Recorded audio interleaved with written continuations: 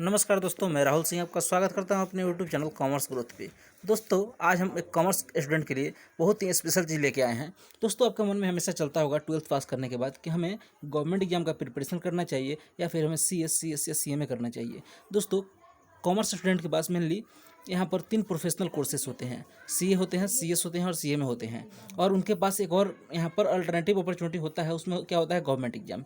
तो आपको इसमें से थोड़ा सा इसको मतलब डिफरेंस करने में दिक्कत आती है कि हमें गवर्नमेंट एग्जाम में जाना चाहिए या फिर हमें CMA करना चाहिए।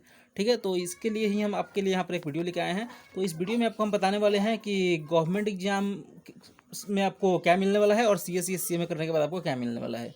तो दोस्तों, दोनों को हम यहाँ पर डिफरेंस करेंगे और इस डिफरेंस के आधार पर ही आपको सिलेक्ट करना है कि आपको किस चीज़ की तैयारी करना चाहिए। अब क्या आपको CMA की तरफ जाना चाहिए या फिर गवर्नमेंट एग्जाम की तरफ जाना चाहिए। तो दोस्तों, चलिए हम लोग बात करते हैं इसके बारे में।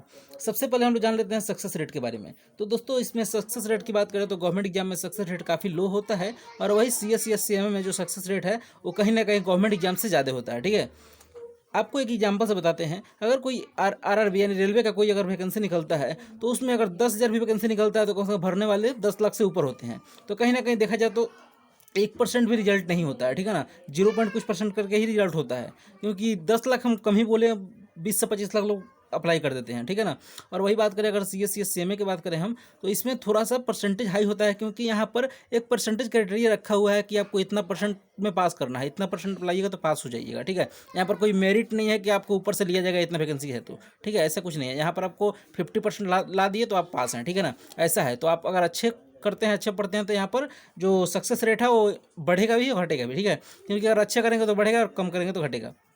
ठीक है, तो यहाँ पर कोई लिमिट नहीं है कि आपको, मतलब ऐसा नहीं है, वैकेंसी नहीं है कि आप इतना ही आदमी जाना है। अगर 100 आदमी अच्छा पढ़ता है तो 100 आदमी भी पास होगा, 100% भी रिजल्ट हो सकता है। लेकिन ऐसा होता नहीं है। फिलहाल यहाँ पर इसका परसेंटेज जो है वो 12-13% में ही रह जाता है। ठीक है, क्योंकि उतना मतलब हार्ड वर्क सभी कोई नहीं करता है। ठीक है ना, एक बराबर हार्ड वर्क सब कोई नहीं करता है। तो कहीं ना कहीं इसका थोड़ा सा जो सक्सेस रेट की बात करें तो CSC में कहीं ना कहीं गवर्नमेंट से ज़्यादा होता है। फिर हम बात करते हैं डिफ़िकल्टी की। तो दोस्तों, डिफ़िकल्टी और ईजी कुछ होता नहीं है, सब आप % टू % डिपेंड करता है। डिफ़िकल्टी अगर नॉर्मली बोला जाए तो इस दोनों में डिफ़िकल्टी है। ठीक है ना, ऐसा नहीं है कि कोई ईजी है, इसमें दोनों ही डिफ़िकल्ट है। लेकिन इसमें जो CMA है इसमें भी पढ़ाई करना पड़ता है और गवर्नमेंट एग्जाम है उसमें भी पढ़ाई करना पड़ता है। तो आपको पढ़ना तो दोनों चीज़ में ही है।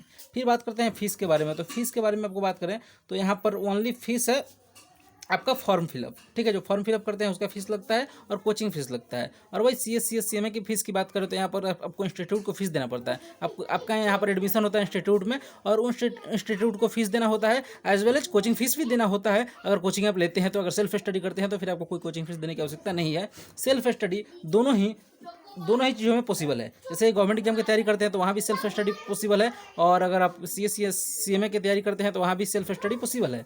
ठीक है ना, फिर हम बात करते हैं तो सैलरी की। तो यहाँ पर सैलरी में जो है वो गवर्नमेंट एग्जाम में अगर आपका जॉब लगता है, आप अगर एग्जाम क्रैक करते हैं, इंटरव्यू क्रैक करते हैं और गवर्नमेंट एग्जाम में आपका जो गवर्नमेंट सेक्टर में आपका जॉब लगता है, तो आपका वहाँ पर सैलरी है वो कहीं ना कहीं लिमिटेड ही रह जाता है। क्योंकि आप सैलरी कितना जाएगा, लाख जाएगा, 1.5 लाख जाएगा मंथली। ठीक है, इससे ज़्यादा नहीं जाएगा, मतलब एक लिमिटेड समय तक फिक्स हो जाता है। ठीक है ना, लेकिन यहाँ पर क्या है, CMA करने के बाद आपको जो सैलरी है वो अनलिमिटेड है। आप जितना उसमें अपने आप के ऊपर काम करेंगे, जितने अच्छे से अपने आप के ऊपर काम करेंगे, जितने ज़्यादा एक्सपीरियंस लेंगे उतना ज़्यादा आपका सैलरी बढ़ेगा, जितना आपके पास टेक्निक आएगा उतना ज़्यादा सैलरी बढ़ेगा। मतलब totally depend on the person. ठीक है, तो आप कितना अपने आप को डेवलप कर रहे हैं उस पर वो डिपेंड करेगा वो प्रोफेशन। ठीक है, फिर बात करते हैं कुछ सब्जेक्ट के इसमें। तो क्या क्या सब्जेक्ट होते हैं, तो आपको जो गवर्नमेंट एग्जाम की तैयारी करना होता है उसमें mainly English, reasoning, maths, GK, GS ये सब होते हैं। ठीक है ना, मैं पूरा सब्जेक्ट का नाम नहीं बता पा रहा हूँ यहाँ पर, क्योंकि सभी सब्जेक्ट का नाम लिखना यहाँ पर पॉसिबल नहीं है। ठीक है, क्योंकि सब्जेक्ट बहुत सारे होते हैं, लेकिन इन सब्जेक्ट से आप अंदाजा लगा सकते हैं कि इसमें कैसा सब्जेक्ट होता होगा। फिर इसमें बात करते हैं हम CMA के बारे में। तो इसमें मेनली हम लोग accounts, law, finance, management, taxation इस सब के बारे में पढ़ते हैं, कॉस्टिंग ये सब के बारे में पढ़ते हैं। तो दोस्तों, आपको इससे एक अंदाज़ा लग गया होगा यहाँ पर कि CMA और CA और गवर्नमेंट एग्जाम हमें किससे सिलेक्ट करना चाहिए और हमें किस चीज़ का तैयारी करना चाहिए।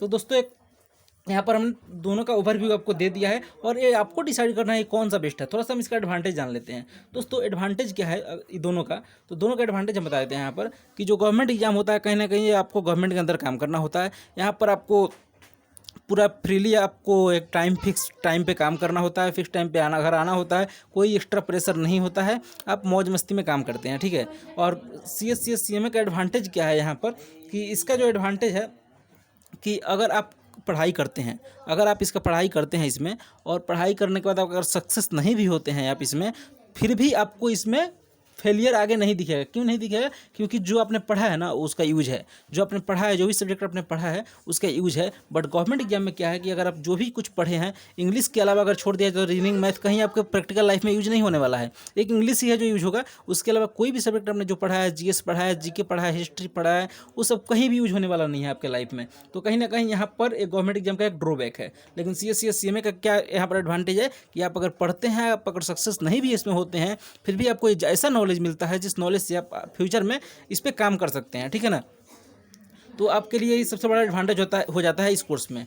तो दोस्तों अब आपको ही डिसाइड करना है कि हमें गवर्नमेंट एग्जाम के लिए तैयारी करना चाहिए या फिर हमें 12th के बाद सीएस सीएमए करना चाहिए। मैं ये वीडियो स्पेशली कॉमर्स के स्टूडेंट के लिए बनाया हूँ, क्योंकि वो लोग बहुत ज़्यादा कंफ्यूज होते हैं कि हमें, मेरे पास प्रोफेशनल कोर्स एक तो सीएस सीएमए होता है, और दूसरे की तरफ हम गवर्नमेंट एग्जाम की तैयारी भी कर सकते हैं अगर कुछ बड़ा करना है तो। नॉर्मली तो ग्रेजुएशन सभी कोई करता है। ठीक है, तो दोस्तों एक छोटा सा वीडियो था। वीडियो कैसा लगा? अगर वीडियो अच्छा लगा तो वीडियो को भी लाइक कर दीजिएगा, चैनल को भी सब्सक्राइब कर दीजिएगा, और दूसरों को भी शेयर कर दीजिएगा, ताकि इन सभी के बारे में डिफरेंस पता चल सके।